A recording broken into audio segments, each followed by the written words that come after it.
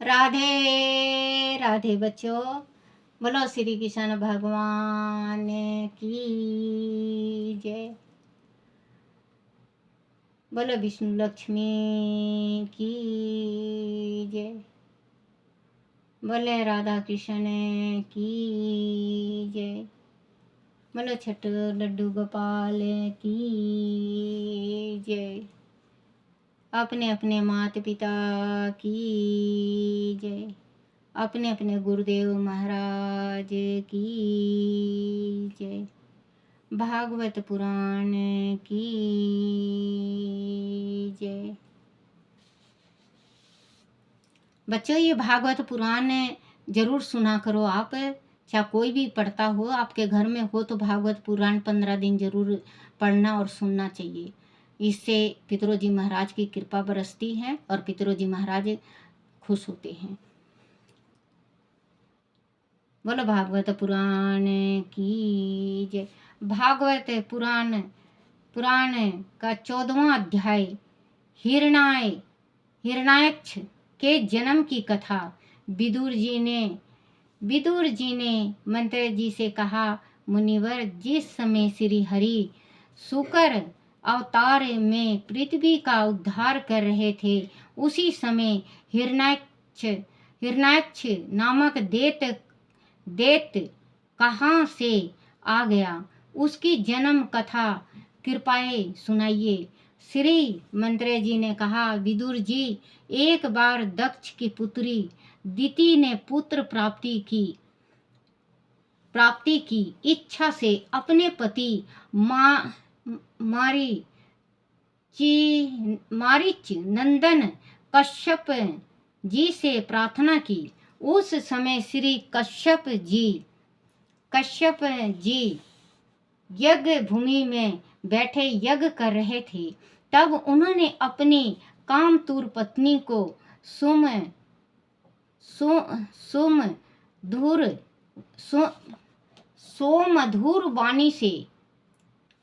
मधुर वाणी से समझाते हुए कहा कि वह उनकी इच्छा अवश्य पूरी करेंगे, क्योंकि तुम मेरी अर्धांगिनी हो। तुम्हारे ऊपर गृहस्थी का सारा बोझ डालकर मैं निश्चित होकर अपने कार्यक्रम और संध्याएं करता हूँ, किंतु इसका अर्थ ये नहीं है कि मैं तुम्हारी कामना पूर्ण ना करूं। मैं तुम्हारी इच्छा अवश्य पूर्ण करूंगा, परंतु तुम अभी एक मुहूर्त ठहरो, जिससे लोग मेरी निंदा ना करें। यह समय राक्षसों का है, जो अत्यंत भयानक है। मेरी संध्या काल के समय भूतपति भगवान शंकर अपने गण भूत प्रेतादि के साथ नंदी पर चढ़कर विराचन करते हैं। वह तुम्हारे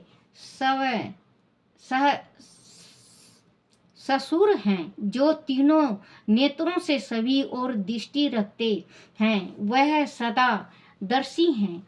विवेकी लोग ऐसे समय उनके निर्मल चरित्र का गान करके अविद्या के आवरण को हटाते हैं। अंत वह समय समागम के लिए कदापि उचित नहीं है।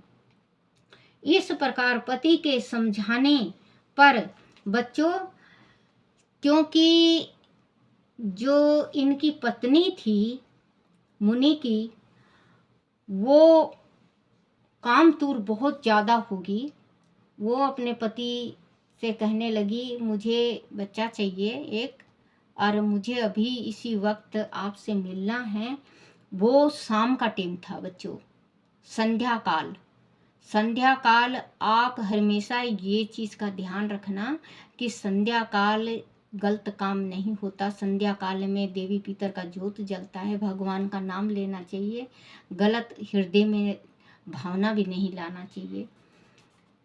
अवतारण विवेकी लोग ऐसे समय उनके निर्मल चरित्र का गान करके अविद्या के आवरण को हटाते हैं, अंत वह समगम के लिए कदापि उचित नहीं है। इस प्रकार पति के समझाने पर भी दिति ने कामतुर होकर अपने पति कश्यप जी का वस्त्र पकड़कर खींचना आरंभ कर दिया। विवेश वि विवेश विवश होकर कश्यप जी को उसे एकांत में ले जाकर उसके साथ समागम करना पड़ा। समागम के बाद कश्यप जी तो स्नान करके ब्रह्मा का जाप करने लगे, किंतु दिति को इस समय के निदित कर्म करने से बड़ी लज्जा आई। वह ब्रह्म ऋषि के पास पहुंची और अपने अपराध के लिए क्षमा याचना करने लगी। तब कश्यप जी ने कहा, हे देवी, तुम्हें अपने किए पर शोक और पश्चाताप हो रहा है, इसीलिए तुम्हारे एक पुत्र के 4 पुत्रों में से एक ऐसा होगा जिसका सत्य पुरुष भी मान करेंगे और उसके पवित्र यश को लोग भगवान के गुणों के साथ गाएंगे। दिति वह बालक बड़ा ही भक्त, उद्धार हृदय, प्रभावशाली और महापुरुष का भी पूज्य होगा। वह प्रौढ़ भक्ति भाव से पवित्र होकर अपने अंत कारण में भगवान को धारण कर अपने अभिमान को त्याग देगा। उसका कोई शत्रु नहीं होगा। सत्य श्री हरि तुम्हारे इस पुत्र को दर्शन देंगे। वह संसार के शोक को शांत करने वाला होगा, परंतु तुम्हारे पुत्र अपने अभिमान और पाप कर्मों के द्वारा श्री हरि के हाथों से मारे जाएंगे। विदुर जी अपने पति की बात सुनकर दिति को कहा तो दुख होना चाहिए था, परंतु वह इस बात से प्रसन्न हो उठी कि उसके पुत्र का वध श्री हरि के हाथों होगा। बोलो श्री कृष्ण भगवान की जय। भागवत पुराण की जय। बच्चों, जो सायकाल होता है वो ऐसा होता है क्योंकि प्रहलाद के पिता ने भी वरदान लिया था कि ना मैं रात को मरूं, ना दिन को, ना सुबह ना शाम, ना भगवान से, ना देवी से, ना देवता से, ना इंसान से, ना राक्षस से। मैं ना सुबह ना शाम, ना रात ना दिन। उन्होंने ऐसा वरदान लिया था ब्रह्मा जी से कि मैं कोई किसी काल में भी मेरी मृत्यु नहीं हो। तो भगवान इसके यहाँ प्रहलाद का जन्म लिया। प्रहलाद थे विष्णु भगवान के भक्त। तो जिस टाइम में बहुत तंग किए, प्रहलाद को बहुत तकलीफ दिया इन्होंने। जिस टाइम में इनकी पत्नी के गर्भ में प्रहलाद थे तो नारद जी के यहाँ ये पले बढ़े। तो नारद जी विष्णु भगवान का भक्त था, तो प्रहलाद गर्भी में भगवान का नाम लेने लगे थे, विष्णु भगवान का। तो जब आए तो इसके पिताजी तो विष्णु भगवान को के नाम से बहुत चिढ़ा करते, क्योंकि विष्णु भगवान ने इसके भाई को मार दिया था। उसके वजह से ये खिजा करते बहुत ज़्यादा विष्णु भगवान से। तो कह रहे कि मेरे दुश्मन का नाम लेता है, इसको दंड मिलनी चाहिए। बहुत बहुत दंड दिए। जिस टाइम में थोड़ा बड़ा हुआ 10-12 साल का, तो भगवान उनके मतलब इतना दंड देने लगे। तो खंबा से भगवान नरसिंह का अवतार हुआ। तो टेम उसका सायकाल था, ना दिन था ना रात था। ना दिन था, ना रात था, ना सुबह था, ना शाम था, बीच बीच का टाइम था।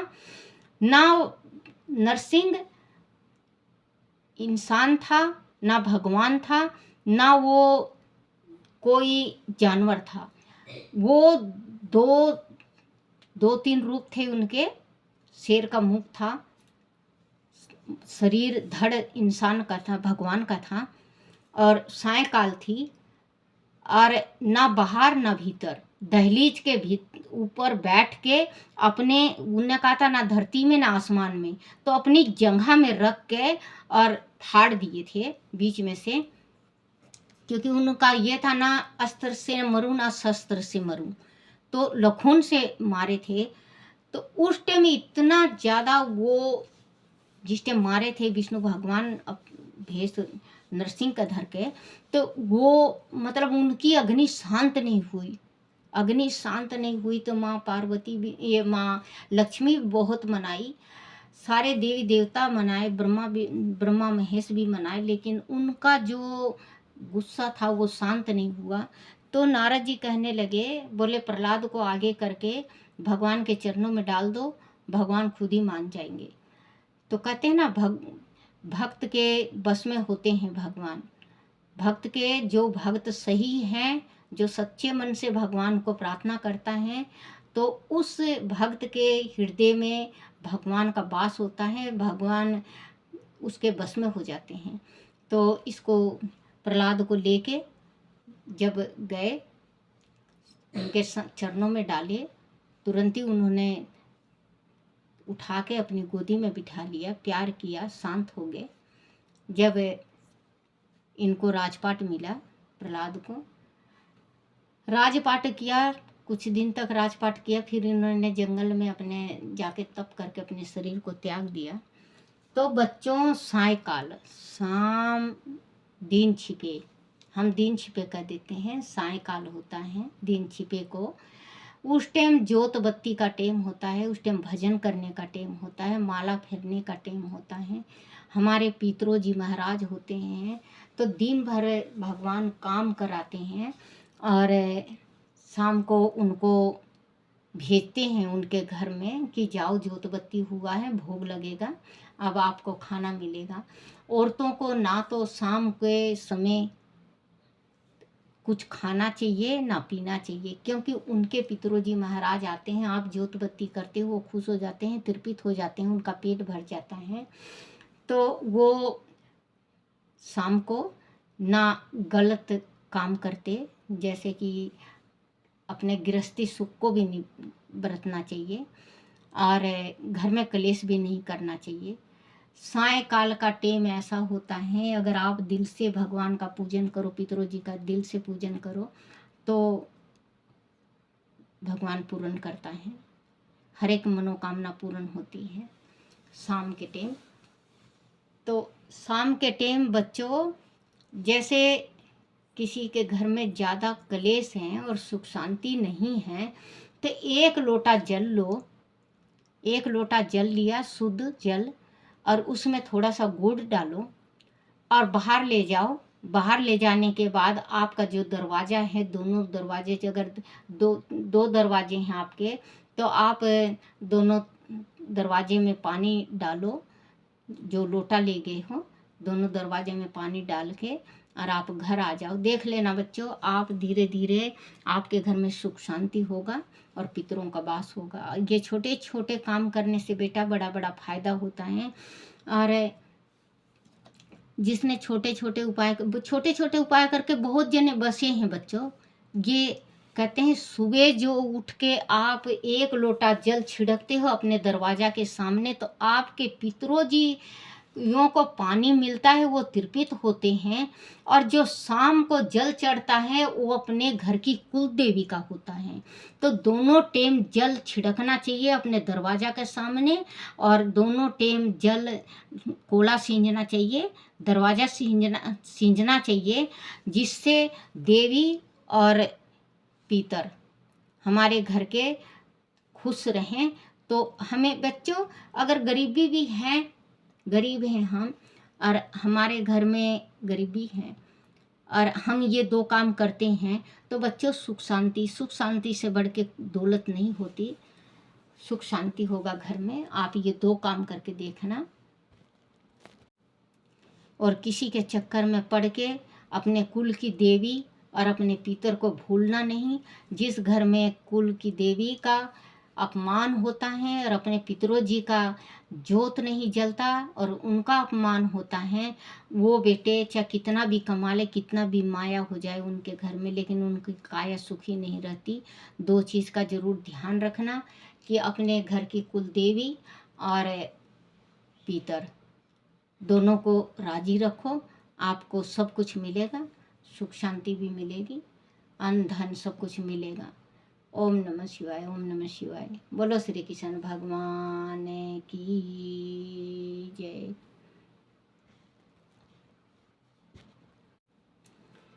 श्री कमल नेत्र कटि पीतंबर अधर मुरली गिरधरम मुकुट कुंडल करल कुटिया सांवरे राधेवरम कुल यमुना धेनु आगे सकल गोपियों के मन हरम पीत वस्त्र गरुड़ वाहन चरण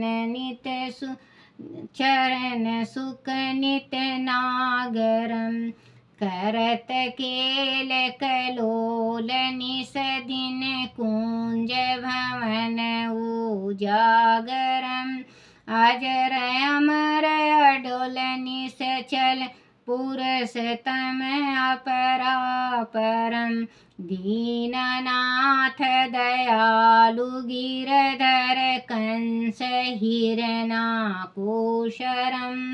गलफूल माला विशाल लोचन अधिक सुंदर केशवम बंशीधर वासुदेव छैया बलि छलो हरि वामनम जल डूबत गज राख लीनो लंका छेदो रावणम सप्तदीप 9 खंड 14 भवन कीनो राम जी एक पदम द्रौपदी जी की लाज राखी कहाँ लो उपमा करम दीनानाथ दयालु पूरन करुणा में करुणा करम कविदत्त दास विलास निस दिन नाम जपत निरातरम प्रथम गुरु जी के चरण वंदो प्रथम गुरु जी के चरण वंदो यस ज्ञान प्रकाशितम आदि विष्णु जुगादि ब्रह्मा सेवस्यु शंकराकर श्री कृष्ण केशो कृष्ण अदुपति केशवम श्री राम रघुबर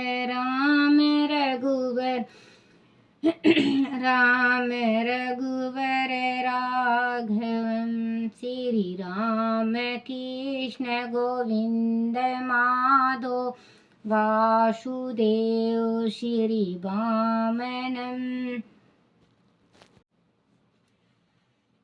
मच्छ कच्छ वर नरसिंह पाई रघुपति पामनम मथुरा में केशोराज विराजे गोकुल बाल मुकुंद जी उपवन में मदन मोहन गोपीनाथ गोविंद जी धन्य मथुरा धन्य गोकुल जहाँ श्रीपति अवतारे धन्य यमुना का निर्मल बाल ग्वाल सखावरे नवनीत नगर करत निरंतर शिव विराची मन मोहितम काली दीटत करत कीड़ा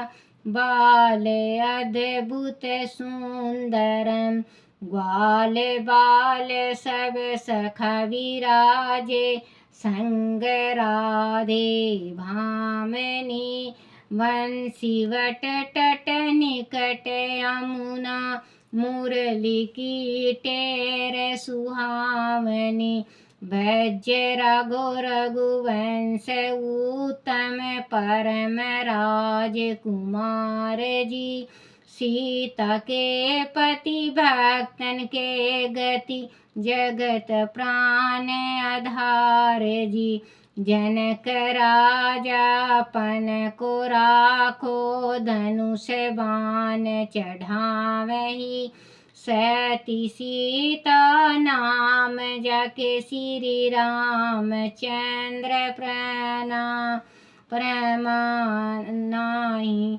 जन्मे मथुरा खेले गोकुल नंद के हरि नंदनम बाल लीला पतिता पावन देवकी वासुदेवकम श्री कृष्ण कलिमल हरण जाके जो भजे हरि चरण को भक्ति अपनी देहु माधो भव सागर के तरन को जगतनाथ जगदीश स्वामी श्री बद्रीनाथ विश्वाभरम द्वारका के नाथ श्रीपति केशव प्रणाम ही श्री कृष्ण अष्टपद पढ़त निस दिन विष्णु लोक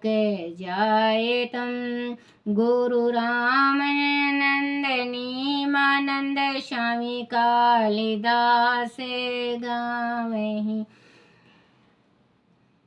लड्डू चंदरानी गावहि। बोलो श्री कृष्ण भगवान की जय। गुरुदेव महाराज की जय। राधा कृष्ण की जय।